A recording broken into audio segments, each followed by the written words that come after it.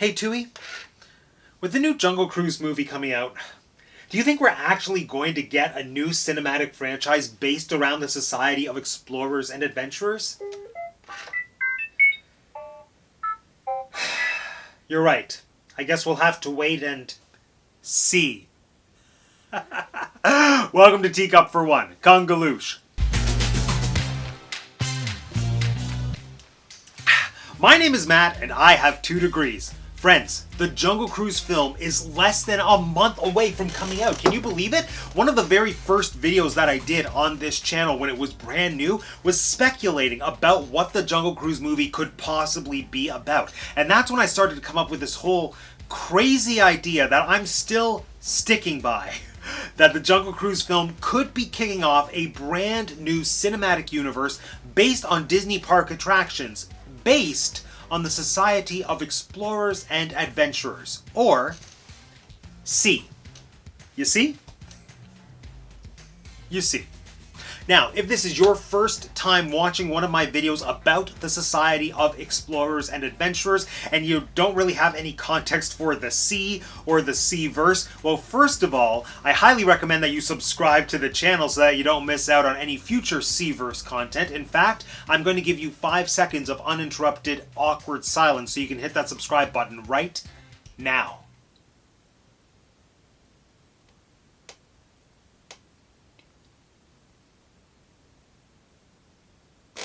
Now, as I was saying, if you haven't seen any of my previous videos about the SEAverse or the Society of Explorers and Adventurers, I highly recommend you check out some of those earlier videos just to give you a little bit of context, and also because I think they're a lot of fun. And once the Jungle Cruise movie comes out, they might be really dated and I really want the views on them. But regardless, please check them out. I'll link them for you in the video description down below. But I realize that I've been putting so much thought and time into speculating about future movies that could be placed into the SEAverse that I've neglected the fact that we have nearly 60 years of Disney movies that are already a part of the SEAverse. So much of the Society of Explorers and Adventurers has been created through retconning. And when I say so much, I mean pretty much 100% of SEA has been created through retconning. And when I say retconning, of course, I mean retroactive continuity. It's this process of taking a released, established work of fiction and then introducing a brand new context or meaning or interpretation that completely changes the original thing. Now, in a lot of cases, retconning is pretty taboo, and it usually makes fans really angry. This isn't what happened last week. Have you all got amnesia? He didn't get out of the cock-a-doodle car! But, as far as I'm concerned, SEA is retconning used for good. With the introduction of the Society of Explorers and Adventurers, Disney has managed to enhance pretty much everything, ranging from rides to restaurants and even movies. So, even though a film hasn't officially been made yet that takes place within the universe of the Society of Explorers and Adventurers, Disney has absolutely cast the net out on a bunch of their films and said, okay, these all exist in the SEA universe, or the SEAverse. So for today's video, I thought it would be fun to give you my top 5 films that have been made better since being retconned into the Society of Explorers and Adventurers verse. Since joining the SEAverse. Number 5. Walt Disney's 20,000 Leagues Under the Sea. And just to clarify, it's under the sea, not under the sea. Now, I've already done a whole video on how 20,000 Leagues fits into the SEAverse, which I'll link for you. But just as a quick review, 20,000 Leagues is a Walt Disney live-action special effects spectacular from the 1950s. It's based on the novel by Jules Verne, and it's about a professor, his assistant, and a sailor that go hunting for a sea monster, end up discovering that the sea monster is actually a submarine, which is captained by a sea monster. Not literally, but this captain who just hates everybody. It's Captain Nemo. Just to clarify, Captain Nemo is a person, not an adorable clownfish. Now, as a film, 20,000 Leagues is kind of a slow burn. I don't want to say boring, but the art direction is beautiful. The production design is spectacular. The special effects, oh, Mwah. Plus, the performances put in by James Mason and Kirk Douglas and the rest of the supporting cast, incredible.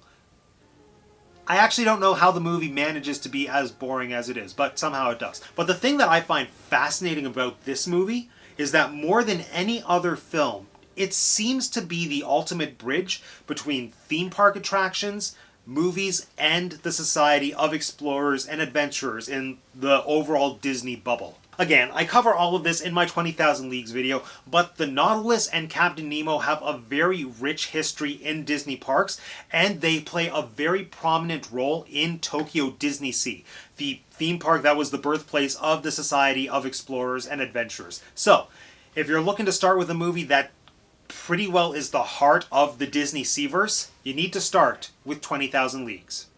Number 4, Island at the Top of the World. Now, this is a live-action Disney film from 1974, which is pretty much 20,000 Leagues Under the Sea, but in the air.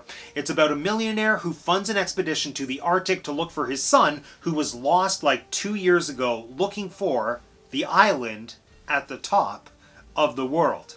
Hence the title. Spoiler alert, they end up finding the island at the top of the world, and it turns out to be this beautiful, luscious green paradise that is inhabited by a colony of Vikings. That's right. So these Vikings have lived on the island, cut off from civilization and the rest of the world for centuries. So even though the movie takes place in like the early 1900s, this community of Vikings that they find are living like it's hundreds of years in the past. This is a movie where the concept is definitely stronger than the execution. But in spite of all the film's shortcomings, I still think it's a really fun movie, and it's one that encapsulates everything about the Society of Explorers and Adventurers. In fact, if you look at the 4 guiding principles of SEA, this movie has it all. Adventure, romance, discovery, and innovation. But the movie's connections to SEA aren't just thematic. I think the Disney Imagineers kind of picked out the best parts of this film and integrated them into SEA lore throughout Disney parks throughout the world.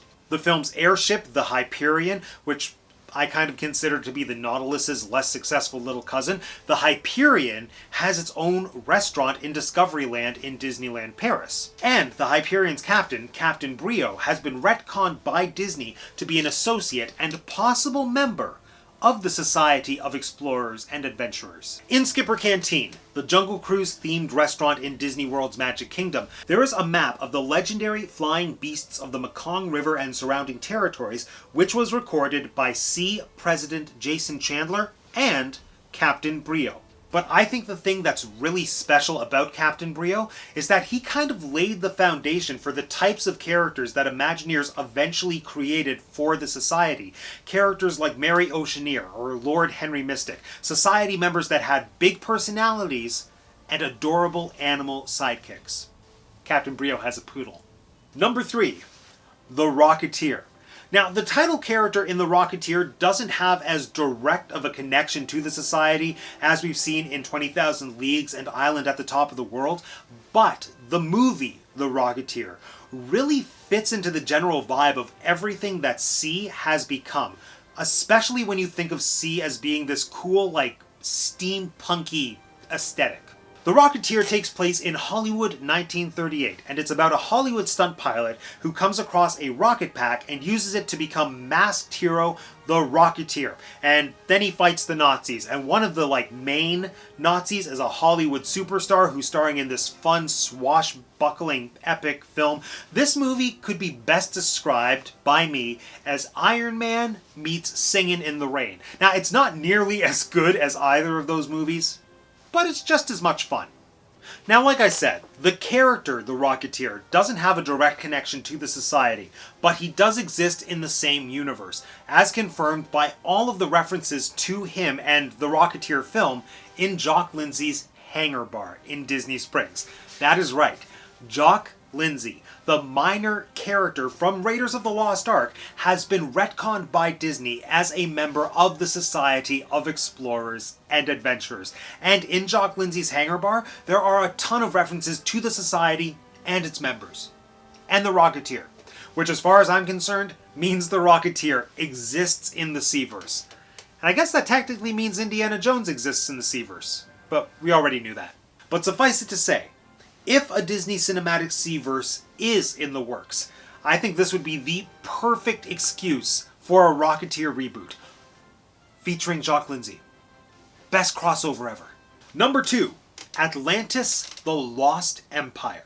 Chances are that this is the one film on the list that most people have actually seen. It was the 41st Walt Disney animated feature, it was the studio's first animated science fiction film, and it was not that well received, which is kind of a running theme with all of these movies. The movie is about a linguist and cartographer named Milo Thatch, even though I like to think of him as Marty McFly Sr. Anyway, Milo Thatch is recruited to go on an expedition to find Atlantis, the Lost Empire. He goes on the expedition and he finds Atlantis, and what ensues is pretty much James Cameron's Avatar, like beat for beat. A lot of people hate on Avatar and say that it's just a ripoff of Pocahontas and Dances with Wolves, but no. I'm convinced that James Cameron saw Atlantis, the Lost Empire, and thought to himself, I could do this better and with Smurfs. Anyway, Atlantis fits right into the SEAverse. Now, as far as I know, none of the characters in the film have been retconned into members of SEA yet, but I do think any of them would fit in, especially the villains. When you look at characters like Commander Rourke and Lieutenant St. Clair, they would fit right in with the more nefarious SEA members. Members like Harrison Hightower or Professor Garrett Reed. You know, people who explore for personal profit rather than for the betterment of humanity and society. So then I hear you saying, Matt, if none of the characters are connected to SEA, then how does this movie connect to the society? Easy. The language. Disney pulled a J.R.R. Tolkien and they created an entire alphabet and language specifically for this movie called Atlantean. It's not super creative, but you know, they created a language, so they get a free pass. And Atlantean has made its way into more than one SEA attraction in the parks. The most notable is probably at Misadventure Falls in Typhoon Lagoon, which is an entire attraction based around SEA member Mary Oceaneer. One of the diving bells at the attraction has an inscription written in Atlantean, which translates to, I come in peace. That's nice. There's also a connection in the UK Pavilion in Epcot's World Showcase, but to explain that, I'd have to explain different chapters of the S.E.A, and I only have so much time. Moving on. Okay, and number 1. Now, I know I said that this list didn't have any specific rankings, but that was kind of a lie, because I saved my personal favorite for last, for the number 1 spot. And admittedly, this one is cheating just a little bit. It is the 1959 Journey to the Center of the Earth. Is it a Disney movie? No. Are any specific characters from this movie tied into the Society of Explorers and Adventurers? Again, no. But this movie is on Disney+, probably because of the Fox acquisition, and the Journey to the Center of the Earth attraction is a part of Mysterious Island, which is the entire land that is themed around Captain Nemo, like the Captain Nemo that fits into the SEAverse. So yes, it's a bit of a stretch, but I don't care. I'm making it. Because the 1959 Journey to the Center of the Earth film is outstanding. It's been one of my favorite films since I was a kid. It is everything that I wanted 20,000 Leagues Under the Sea to be. Is the movie super faithful to Jules Verne's original novel? I couldn't tell you, I only read The Wishbone. But what I can tell you is that this is a movie that just exemplifies everything I think we love about SEA. It puts adventure, discovery, and exploration right at the forefront. And it really embraces all of those ideas in a way that I think is true to what Jules Verne was originally writing about. Jules Verne wrote Journey to the Center of the Earth kind of at a time where the world was done being explored. We knew for the most part where everything was, what everything was, and over the past 100, 200 years or so, that has just been like amplified tenfold with Google Maps, GPS, and all of that stuff. Like, we know where everything is. And I think that's why we find things like the Society of Explorers and Adventurers so exciting, because it just opens up our minds and our imaginations to the possibility of exploring the unexplored. And Journey to the Center of the Earth as a story is the ultimate exploration tale. And this film is just such a beautiful interpretation of it. I could give you specific reasons, but just trust. Out of all the movies on this list, if you're going to watch one on Disney+, watch this one. Anyway, friends, this concludes yet another episode of Teacup for One. And one of the last episodes of the DisneySEAverse before the Jungle Cruise film actually comes out. So I'm curious. Let me know in the comment section down below. Do you think the Jungle Cruise movie will actually introduce SEA to the big screen? I'm also curious, out of all the movies that I talked about today, which one are you going to watch on Disney Plus first? Journey to the Center of the Earth. And if you want to hear me talk even more about the DisneySEAverse, or just movies in general, or sometimes Funko Pops, Shakespeare, sometimes cats, make sure you're subscribed to the channel if you haven't subscribed already. If you haven't subscribed already, it is super easy. All you have to do is click on my face. Thanks for joining me again today, everyone. My name is Matt, and I have 2 degrees, and that's the Tea Cup for One. Congaloosh.